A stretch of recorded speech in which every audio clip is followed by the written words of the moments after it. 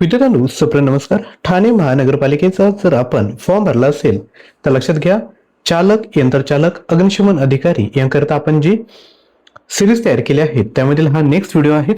तुमच्या सिलेबस मधील महत्त्वपूर्ण topic first aid and ambulance यावर आधारित आज आपण प्रश्न बघणार आहोत. व्हिडिओ काळजीपूर्वक बघा. तुमची एक्झाम 1 ते 2 सप्टेंबर रोजी होणार आहे. हॉल तिकीट डाउनलोड केलं नसेल तर डाउनलोड करून घ्या. लिंक हवी असेल तर टेलिग्राम चॅनल जॉईन करा. लिंक डिस्क्रिप्शन बॉक्समध्ये दिली आहे. तर पहिला प्रश्न या ठिकाणी आहे, प्राथमिक उपचार म्हणजे काय? जे फर्स्ट एड देतो, ज्याला आपण प्राथमिक उपचार म्हणतो, याचा अर्थ काय? तर राईट आन्सर आहे, सोपा प्रश्न आहे, ऑप्शन बी, दुर्घटनेनंतर त्वरित दिले जाणारे प्राथमिक सहाय्य. तसेच विद्यार्थी मित्रांनो, परीक्षेकरिता अग्निशमन अधिकारी, चालक, यंत्रचालक याकरिता जर मटेरियल हवं असेल तर आपल्याकडे 2500 प्लस प्रश्न आहेत, 50 प्लस ऑनलाईन टेस्ट आहेत. प्राइस आहे फक्त 299 रुपये. पूर्ण मटेरियल तुम्हाला मराठी भाषेमध्ये उपलब्ध करून देतोय. याकरता ऍप्लिकेशन डाउनलोड करा आणि हे कोर्स परचेस करा. लिंक डिस्क्रिप्शन बॉक्समध्ये दिली आहे, किंवा तुम्ही 93 56 25 60 34 यावर देखील व्हॉट्सअप करू शकता. लक्षात घ्या, तांत्रिक घटकाचे जे मार्क्स आहे ते आपले जायला नको, तर लगेचच तुम्ही हा कोर्स परचेस करायचा आणि तयारी करायची. परीक्षेत तुम्हाला नक्की फायदा होईल. यानंतर पुढील प्रश्न आहे, कोणत्या परिस्थितीत सीपीआर लागू केले जाते? सीपीआर कधी दिला जातो सांगा. तुम्ही ऑप्शन रीड करा आणि प्रश्नाचं उत्तर कमेंट करण्याचा प्रयत्न करा. राईट आन्सर आहे ऑप्शन ए, श्वसन किंवा हृदय बंद होतं तेव्हा सीपीआर या ठिकाणी दिला जातो. पुढील प्रश्न, सीपीआर मध्ये पंपिंगची दररोज किती वेळा केली जाते? पंपिंगचा जो दर आहे तो किती असतो सीपीआर मध्ये? योग्य उत्तर आहे ऑप्शन ए, 30 कॉम्प्रेशन्स आणि 2 श्वसन. पुढील प्रश्न, एईडी ऑटोमेटेड एक्सटर्नल डिफायब्रिलेटर चे मुख्य कार्य काय आहे? जो डिफायब्रिलेटर असतो ना, त्याचं कार्य काय असतं? जेव्हा कार्डियक अरेस्ट येतो आणि हृदय बंद पडतं तेव्हा एक्सटर्नल इलेक्ट्रिक शॉक दिला जातो. त्याला आपण काय म्हणतो? हृदयाचे विजारोहण पुनर्स्थापित करणे याकरता हा यूज केला जातो. पुढील प्रश्न, ॲम्ब्युलन्स मध्ये स्कूप स्ट्रेचर का वापरतात? तर ॲम्ब्युलन्स मध्ये स्कूप स्ट्रेचर हा ऑप्शन ए, रुग्ण सुरक्षितपणे हलवण्यासाठी वापरला जातो. यानंतर पुढील प्रश्न, शॉक झालेल्या रुग्णाला प्रथम काय करावे? जर एखाद्याला शॉक लागला ना, तर यावेळेस आपण काय केलं पाहिजे? तर रुग्ण जो आहे त्याला पाठीवर झोपून पाय वर केले पाहिजे, म्हणजेच ऑप्शन बी योग्य उत्तर असेल. यानंतर पुढील प्रश्न, नाडी अत्यंत वेगवान व हळू दिसल्यास काय करावं? तर योग्य उत्तर आहे ऑप्शन बी, श्वसन तपासून पुढील फर्स्ट एड या ठिकाणी दिला पाहिजे. पुढील प्रश्न, रक्तस्राव रोखण्यासाठी कोणते प्राथमिक उपाय करतात? जर तुम्हाला रक्तस्राव रोखायचं असेल तर तुम्ही काय केलं पाहिजे? तर ऑप्शन ए, थेट रक्तस्राव स्थळावर जोराचा दाब देणे. पुढील प्रश्न, फ्रॅक्चर झाल्यावर कोणती गोष्ट टाळावी? तर फ्रॅक्चर झाल्यावर काय केलं नाही पाहिजे? तर ऑप्शन ए, हाड हलवणं, म्हणजे पाय तुटलाय आणि पाय तुम्ही हलवताय अशा गोष्टी त्या ठिकाणी करायच्या नाहीयेत. पुढील प्रश्न, बर्न सोडून प्रथमोपचार म्हणून काय केलं पाहिजे? थंड पाणी वाहून नेणे, गरम पाणी वापरणे, तेल लावणे की काहीच नाही. जर एखादा भाग भाजलाय तर या ठिकाणी प्रथमोपचार म्हणून तुम्ही काय करू शकता? तर ऑप्शन ए, थंड पाणी त्या ठिकाणी लावू शकता. पुढील प्रश्न, डीसीव्ही डिस्पोजेबल चीन वॉल चे उद्दिष्ट काय आहे? डिस्पोजेबल चीन वॉलचे उद्दिष्ट काय असतं? तर ऑप्शन ए, सीपीआर दरम्यान एअरवे प्रवाह नियंत्रित करणे, म्हणजे ऑप्शन ए योग्य उत्तर आहे. पुढील प्रश्न, नातेवाईकांना काळजीसाठी कोणते उपकरण वापराल?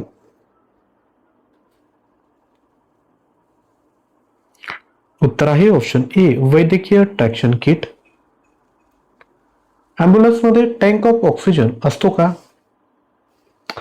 तर ॲम्ब्युलन्समध्ये ऑक्सिजनची टँक ठेवली जाते, म्हणजे हो, पण कधी गंभीर रुग्ण जर आहे, त्याला जर श्वास घ्यायला प्रॉब्लेम येतोय तर त्या ठिकाणी ॲडिशनल एक्सटर्नल जो ऑक्सिजन दिला जातो त्याकरिता ती टँक ठेवली जाते, म्हणजेच ऑप्शन ए योग्य उत्तर असणार आहे.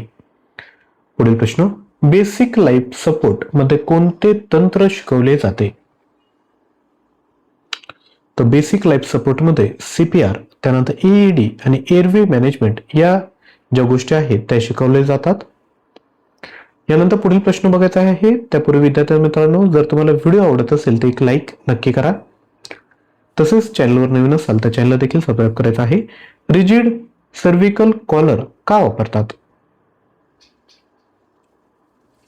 तर रिजिड सर्व्हिकल कॉलर वापरली जाते ऑप्शन ए, गळ्याचे इमोबिलाइज करायला.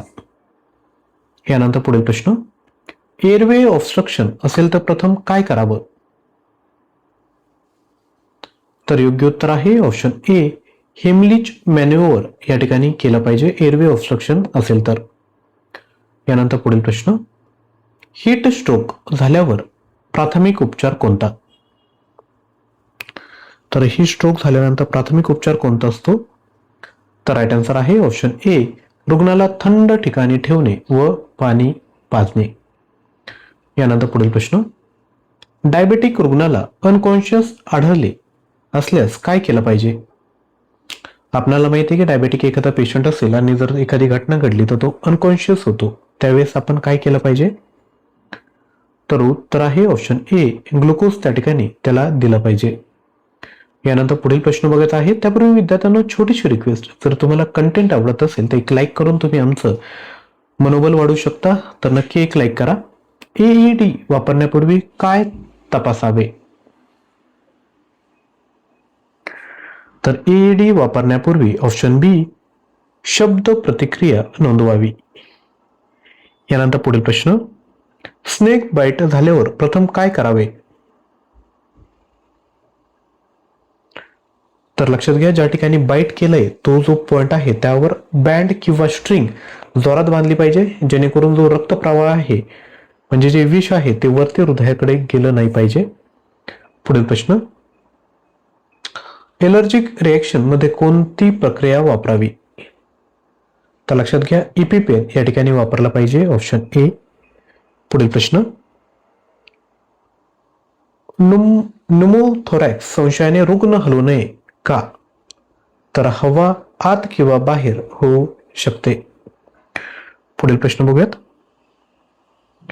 ॲम्ब्युलन्स मध्ये रुकसॅक किट म्हणजे काय? तर ॲम्ब्युलन्स मध्ये रुकसॅक किट म्हणजे ऑप्शन ए, प्राथमिक उपचारांची सर्व सामग्री असलेली पिशवी.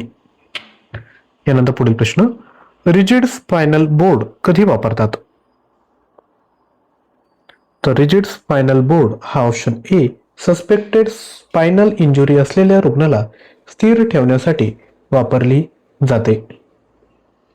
पुढील प्रश्न, ब्लड प्रेशर कमी झाल्यास रुग्णाला काय द्यावे?